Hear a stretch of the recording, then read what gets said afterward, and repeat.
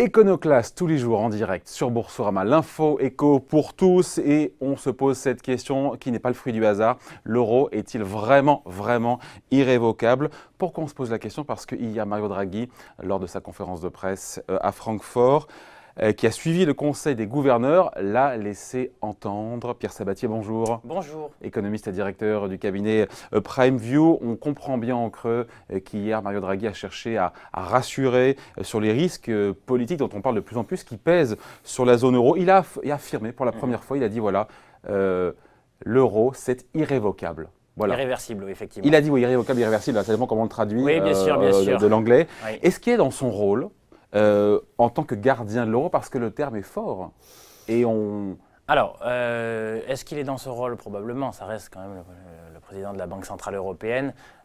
Donc, quand vous êtes patron d'une boîte, vous n'allez pas dire en fait que la chose que vous vendez est risquée ou risque en fait de disparaître. Donc, il est véritablement dans ce rôle, oui, je crois. Après, il faut s'interroger.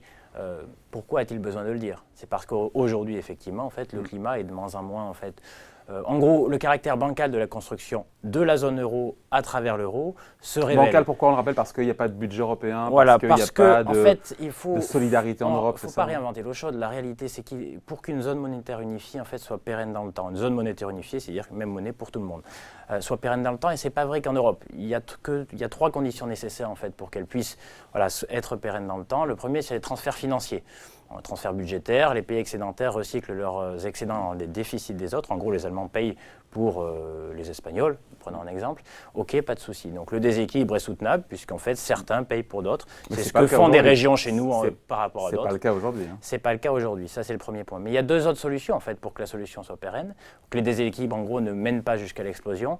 C'est les transferts de personnes, tout simplement. C'est la solution historique, tout bêtement. Les gens qui vivent dans les zones économiquement pauvres migrent vers les zones économiquement riches. C'est un peu le cas, mais c'est pas suffisant. Les flux, les proportions sont pas suffisantes en fait pour compenser les déséquilibres qu'on observe toujours aujourd'hui. Enfin, si les pays pauvres, ou moins favorisés se vident, ça les... Après, c'est difficile politiquement à assumer. C'est-à-dire qu'en gros, c'est la migration, ce qu'ont fait les Italiens à une époque, au début du siècle, ce qu'ont fait les Irlandais à un moment donné. Est-ce qu'on fait un peu les Grecs aussi? Famine, est-ce qu'on fait un petit peu les Grecs? Voilà, malheureusement. Mais ça appauvrit encore plus ces pays-là, si les forces vives s'en vont. Oui, ça les appauvrit, mais d'une certaine manière, en gros, vous rétablissez en fait un nombre de personnes au regard en fait de votre capacité à créer de la richesse. Mais effectivement, c'est une solution qui paraît difficilement envisageable parce que c'est vraiment un constat d'échec terrible, parce qu'en gros, vous n'êtes pas en mesure en fait de préserver vos forces vives sur votre territoire. Et je pense que politiquement, c'est injouable. Mais ça pourrait être une solution. Ça pourrait être une solution. Injouable. Mais politiquement, peu jouable. Sans transfert, encore une fois, financier. Sans transfert financier. Le troisième, c'est les transferts de boîtes, en fait, tout bêtement. C'est les transferts, c'est qu'en gros, vous délocalisez les entreprises qui, aujourd'hui, créent de l'emploi dans les zones économiquement riches, c'est-à-dire notamment en Allemagne, vers les zones économiquement pauvres. Vous délocalisez les boîtes allemandes. Ou alors il faut les inciter, il faut mettre des... Ou alors il faut les inciter. Mais il faut avoir en tête que si vous n'avez aucun de ces trois paramètres-là, bien entendu, l'euro est en danger, mais pas comme toute autre monnaie. C'est-à-dire que quand mais c'est le cas alors, parce qu'aucune des solutions aujourd'hui... alors aujourd'hui, non. Aujourd'hui, non. Et donc, c'est pour ça que c'est bien une question politique. C'est une question de société. C'est-à-dire, est-ce que les pays sont prêts à faire le choix d'une de ces trois solutions pour préserver l'euro? Et donc, la question, elle est bien là. C'est-à-dire que l'irréversibilité, c'est une posture. Oui, bien sûr que non. La sortie de l'euro, c'est justement la montée des partis populistes et anti-européens, anti-euro. Et pour le coup, l'euro peut devenir réversible si les peuples qui sont souverains votent pour. Et c'est là où on se dit que Draghi, il est dans son rôle, mais qu'en même temps, il ne peut rien faire pour lutter contre... Bien sûr que non. Les peuples resteront souverains comme celui-ci. Et imaginez qu'on puisse contraindre les populations à aller dans un mécanisme dans lequel ils ne sont pas à l'aise, c'est une utopie. Ça peut marcher à court terme, mais ça ne marchera forcément pas à moyen long terme. Et les gens voteront pour ceux qui le proposent à terme. Alors, il faut quand même noter que la Banque Centrale Européenne joue son rôle pour l'instant. À savoir que nous avons des déséquilibres en Europe, nous avons mobilisé aucun des trois facteurs que j'ai évoqués juste avant.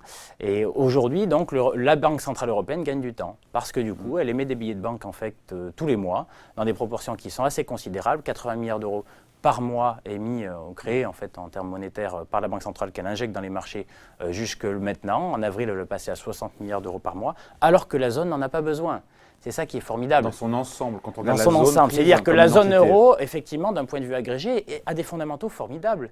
excédentaire en termes de balance commerciale, ça veut dire qu'elle exporte beaucoup plus qu'elle n'importe. Voilà, on nous jalouse en fait, finalement cette grâce capacité. aux Allemands, on a les Allemands. Mais grâce aux Allemands, oui, mais si on parle de zone euro, on parle de tout le monde. Tout le monde, la somme de tout le monde ferait qu'elle serait excédentaire en termes commerciaux. Il y a peu de déficit public en Europe, Ouais, on très est à peu. 2%, à peine 2%, alors que le Japon est à entre 7 et 10% par an depuis 20 ans. Les États-Unis, avec le plan de Trump, vont remonter en fait à 5, 6, 7% de PIB par an de déficit public, ce qui fait que les fondamentaux sont bons. Donc nous n'avons pas besoin de ces politiques de quantitative easing. Mais une croissance molle qui revient en fait à notre potentiel de croissance. Nous avons une population qui vieillit, comme le Japon a commencé à vieillir il y a 20 ans. Le Japon est en stagnation depuis 20 ans, le Japon n'est pas mort.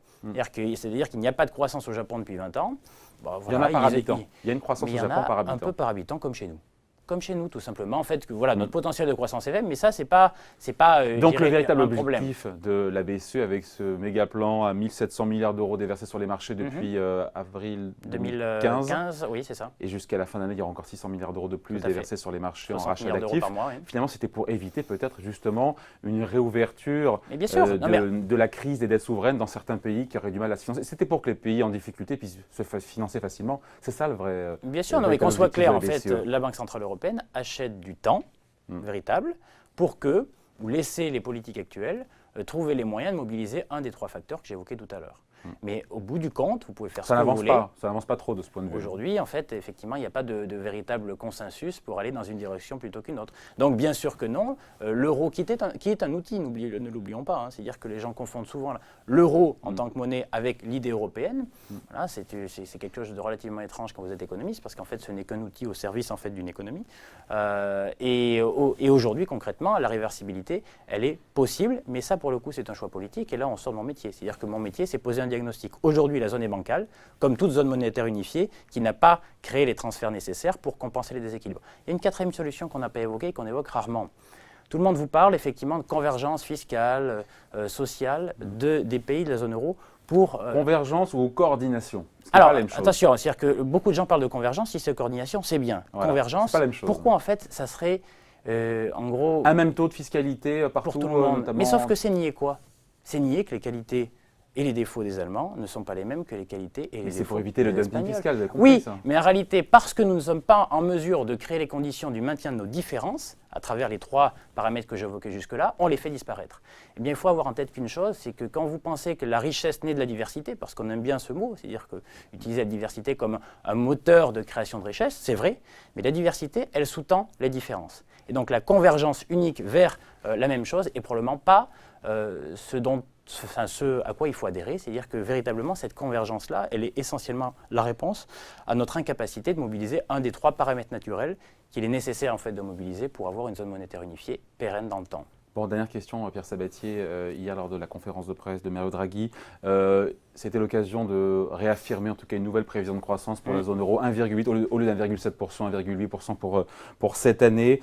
Pas de hausse de taux évidemment cette année. Ça sera a priori, on a compris, pour 2018, au mieux, voire peut-être même 2019. Ça dépend. Il y a un virage dans la communication, fini là-dessus, dans la communication à la marge. BCE où c'est vraiment, il faut être un exégète. C'est infinitésimal, c'est extrêmement léger. La réalité, c'est que Draghi, pour le coup, est conscient en fait, de ce que j'ai évoqué là. Le vrai problématique de Draghi, c'est qu'il a face à lui une Bundesbank, c'est-à-dire une banque centrale allemande, un peuple allemand qui n'est pas content du tout, parce que lui, il n'a pas besoin des mêmes conditions de financement que les autres.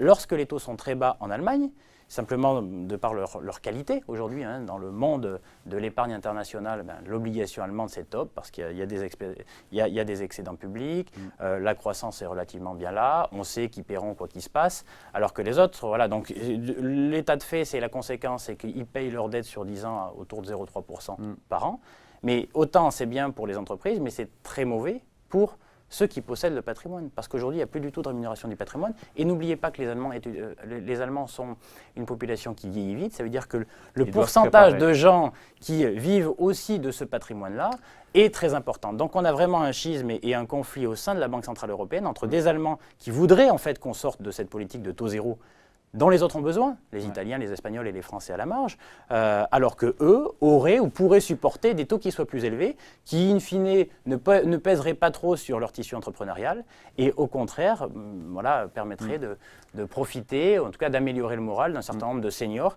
qui, aujourd'hui, concrètement, à cause de cette politique-là, se voient un petit peu spolier au regard du patrimoine. Ou peut-être les pressions qu'il y a en interne au niveau du Conseil des gouverneurs. Mais il a dit en tout cas, Mario Draghi, que la décision était prise de manière consensuelle. Donc a priori, comme souvent, les voix se sont jusqu'au moment de mettre le bulletin dans l'urne. Jusqu'au moment où le consensus disparaît. On n'en est pas encore là. Merci à vous, Pierre Sabatier, pour ces explications, économiste et directeur du cabinet Prime View. Merci à vous, bonne journée. Merci.